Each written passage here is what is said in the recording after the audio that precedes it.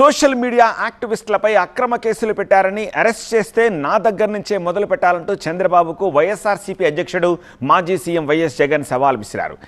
ఎంతమందిపై కేసులు పెడతారో పెట్టండి, ఎంతమందిని అరెస్ట్ చేస్తారో చూద్దాం అంటూ సవాల్ విసిరారు జగన్.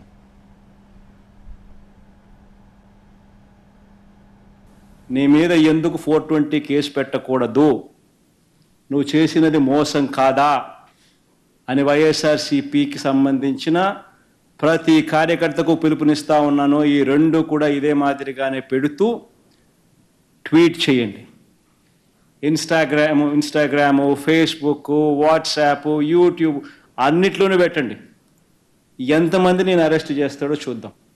అరెస్ట్ చేయడానికి ఏదైనా ముందుకు వస్తే ఫస్ట్ నా దగ్గర నుంచి స్టార్ట్ చేయమని చెప్తున్నా. You are ensuring that an orchestrated harassment takes place where on one particular individual in five or six different police stations you are lodging cases and you're booking that person in 5 different locations and you're taking them everywhere and you're arresting them. These are illegal detentions.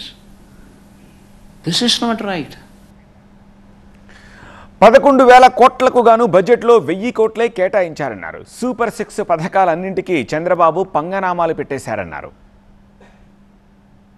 Last time స్పీకర్కి summons ఇచ్చినారు, speaker reply ఇవ్వలేదు సమన్స్కు. మళ్ళా court నిన్న మళ్ళీ summons ఇచ్చింది స్పీకర్కు reply చేయమని చెప్పి సెక్రటరీకి. సో రిప్లై ఈకి తప్పదు. రిప్లై ఇచ్చిన తర్వాత అది నిలబడదు. ఎందుకంటే ఉండేది మేము తప్ప ఇంకెవడం లేం ప్రతిపక్షంగా. వేరే ఇంకొక పార్టీ ఎవడన్నా ఉంటే నువ్వు కనీసం వాళ్ళకి ఇస్తున్నాను ఈయనకు బదులు అని చెప్పేదానికి ఇంకొక పార్టీ లేదు అక్కడ. సో ఆటోమేటిక్లీ నీకు ప్రతిపక్ష పార్టీగా గుర్తించాల్సిందే. 40% ఓట్ షేర్ వచ్చిన పార్టీ మాది. నీకు నచ్చినా నచ్చకపోయినా 40% ఓట్లు వేసి ప్రజలు మాకు ప్రతిపక్ష హోదా ఇచ్చినారు. సో ప్రతిపక్ష హోదా ఇచ్చిన తర్వాత నువ్వు ప్రతిపక్ష హోదా నువ్వు ఇవ్వనని చెప్పి నువ్వు అండమే ఆశ్చర్యం.